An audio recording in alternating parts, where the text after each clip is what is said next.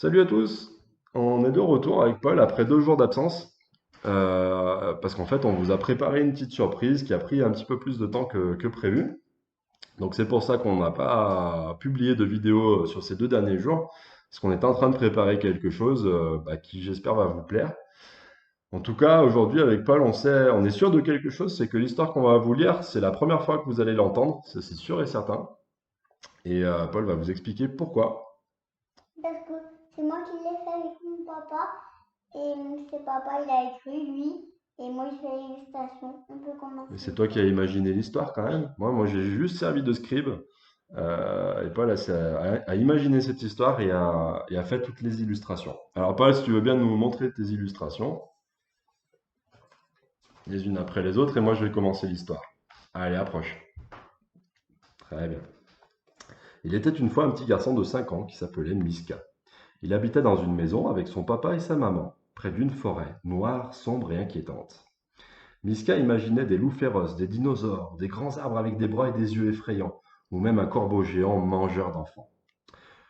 Miska appelait la forêt interdite, parce que son papa lui avait formellement interdit d'aller y jouer. Hop, tu peux changer d'illustration. La veille de Noël, Miska attendait avec impatience l'arrivée du Père Noël pendant que les adultes dormaient. Miska est sortie sur la terrasse pour essayer de l'apercevoir. Dans le silence de la nuit, Miska entendit un drôle de bruit. Cela ressemblait à des clochettes, accompagnées d'un ho ho ho que Miska aurait reconnu entre mille. Ces bruits venaient de la forêt, et Miska décida de se rapprocher pour rencontrer ce qu'il pensait être le Père Noël. Il sauta par-dessus le portail de sa maison et s'approcha de la forêt dans le froid et le brouillard. Après une longue hésitation, Miska s'enfonça dans l'obscurité des arbres. Tu peux changer d'illustration, Paul.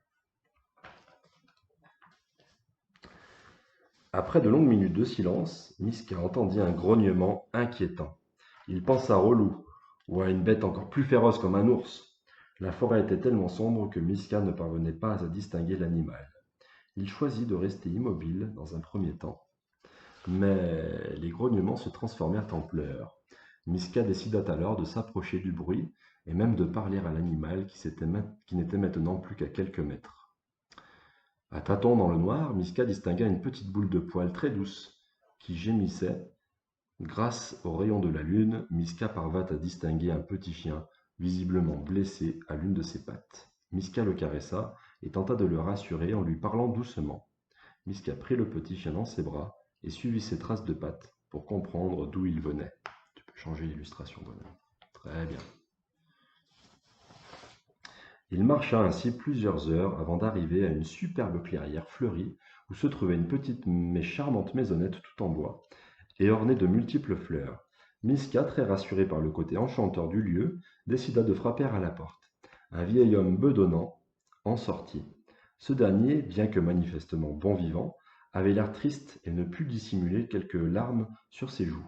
Son visage s'illumina lorsqu'il aperçut la boule de poils transportée par Miska. Le vieil homme s'écria: Dormeur, mon petit toutou, où étais-tu passé?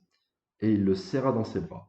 Il expliqua ensuite à Miska qu'il habitait seul dans la forêt depuis très longtemps et que sa seule compagnie était son chien de traîneau, dont le petit dormeur était le plus jeune. Ses chiens de traîneau, dont le petit dormeur était le plus jeune. Dans l'illustration. Pas encore, pas encore. Il Ah, expliqua ensuite à Miska que les chiens de traîneau sont dressés pour obéir au son de la clochette, et qu'il avait passé un long moment à sonner la cloche et à crier ho ho ho une bonne partie de la nuit pour retrouver Dormeur. Miska comprit alors que les bruits qu'il avait pris pour le Père Noël n'étaient autres que le vieil homme. Le matin commençait à montrer le bout du nez, et le vieil homme proposa à Miska de le ramener en traîneau, ce que le petit garçon accepta bien volontiers. Là, tu peux changer d'illustration.